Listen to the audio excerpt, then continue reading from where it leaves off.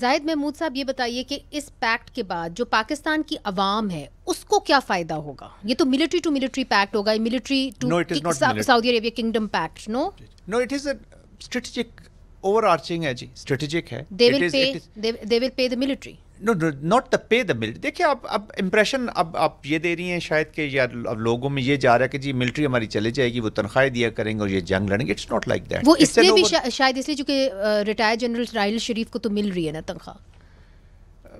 اچھی بات ہے پاکستان کے لیے. It should be a proud moment. میں تو as a Pakistani I am proud کہ انہوں نے پاکستانی جنرل کو چنا ہے. تنخواہ کی بات نہیں ہے. دیکھیں اس کی اسپرٹ کو سمجھیے عوام کو. میں نے اس کے بعد ویسے بائی دا وے ایک ایف ایم پہ ایک ریڈیو پروگرام کیا کچھ دن پہلے، اور ہم نے کالز لے رہے تھے جی پورے پاکستان. الحمدللہ جتنی بھی کالز آئیں almost 100% people were very happy with what will the people of Pakistan get? Yes, I tell you. Overarching اس لیے کہ it has geo-economics in it, it has geopolitics in it, it has military to military one aspect, and most importantly it is people to people.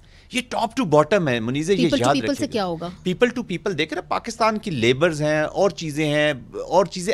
جب آپ partners بنتے ہیں ابھی relation شپ سے، جب آپ پارٹنرشپ میں جاتے ہیں تو کافی چیزیں اچھا تو پھر ابھی آگے جاتے جاتے کھل کے آئیں گی. ٹھیک ہے دیکھیں یہ تو ابھی ڈپینڈ کرتا ہے نا، آئیں گی.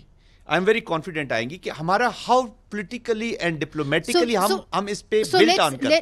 Let's ask that question of Khurram Dastgir Khan صاحب جو کہ وہ ڈیفنس منسٹر رہ چکے ہیں. یہ کہتے ہیں کہ جی یہاں اس کے اندر لوگوں کے لیے بھی فائدہ ہوگا. لوگوں کو کیا فائدہ ہو سکتا ہے؟ عام لوگوں کو اس پیکٹ سے کیا فائدہ ہوگا خرم دستگیر صاحب؟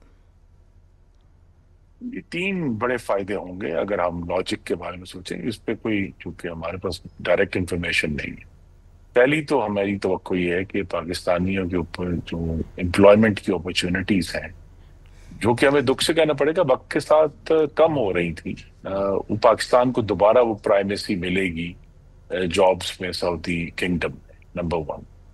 دوسرا یہ ہے کہ میری یہ توقع ہے کہ آثر آئی ہے کہ سعودی عرب کی ایک انویسٹمنٹ میجر ہونا شروع ہوگی پاکستان کی ڈیفنس پروڈکشن میں اور کیپیبلٹیز میں، جس میں ظاہر ہے پھر جب پاکستان کی ڈیفنس پروڈکشن انڈسٹری بڑی ہوگی تو وہاں بھی پاکستان کے اندر جابس کریٹ ہوں. ٹھیک.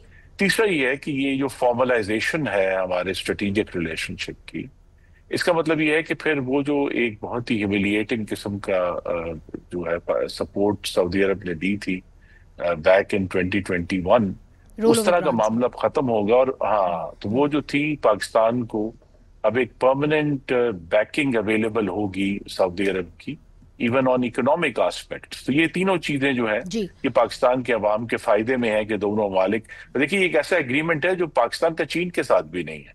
یہ ایک بہت ہی گراؤنڈ بریکنگ ارینجمنٹ ہوا ہے.